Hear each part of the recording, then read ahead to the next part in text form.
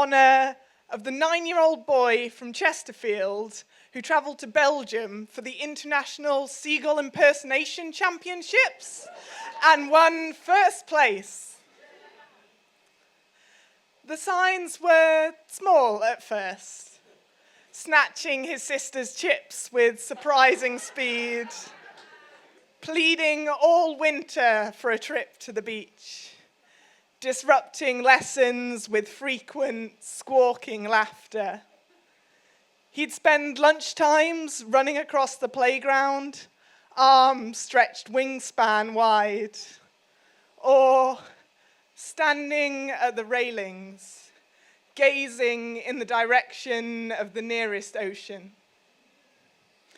If anyone had asked, he could have talked for hours about their vocal range, could have demonstrated the calls for warning, for excitement, for greeting a member of your flock, all that Larraday language emerging from this beakless boy.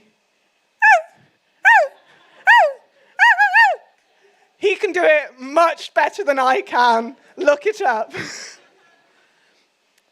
There was nothing he could do about his landlocked town, as far from the sea as England allows.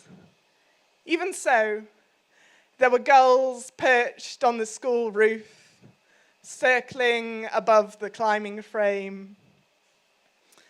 His hair was flecked with white feathers, and he was itching at the shoulder blades. Every night for a week, his parents were woken by avian screeching.